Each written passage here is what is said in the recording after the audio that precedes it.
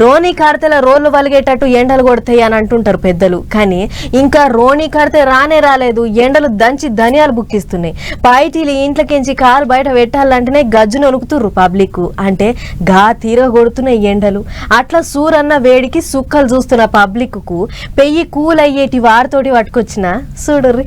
ఎండలకు ఆగలేకపోయేటి పబ్లిక్ కు పానం చల్లబడేటి ముచ్చట పట్టుకొచ్చిన ఒకటి. మాడి మాడి పబ్లిక్ మాడలు వలగొట్టిన సూరన్న 3 రోజులు సాటుకు పోదాం అనుకుంటుండట.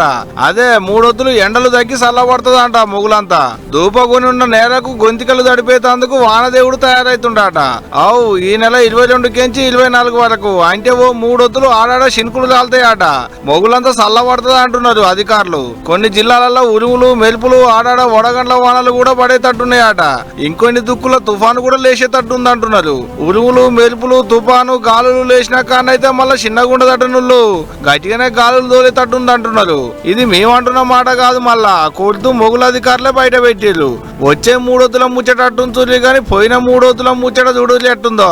ఎండ దేవుడు కూడా ఏం తగ్గుతలేడు.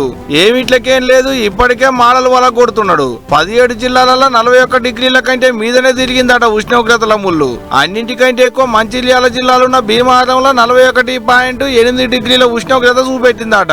ఆదిలాబాద్ జిల్లాలో 41.3 డిగ్రీలు, నిజామాబాద్ జిల్లాలో 41.2 డిగ్రీలు, కొమరంభీం ఆసిఫాబాద్ జిల్లాలో 41.1 డిగ్రీలు, నాగర్ కర్నూలు జోగులాంబ గద్వాల్ జిల్లాలలో 41 డిగ్రీలు, జగిత్యాల జిల్లాలో 40.7 డిగ్రీల ఉష్ణోగ్రతలు ఉన్నాయట. ఓ రోజు అగడు, ఇంకో రోజు ఎండలు. మాడలు వగులుతున్నాయి. చెమటకు పెయ్యి అంతా తడిసి ముద్దవుతుంది. గీమోపున కొట్టేటి ఎండలతోని మాడిపోతున్న మనసులకు వచ్చే 3 రోజులు చల్లడి మాట పోండ్రిది.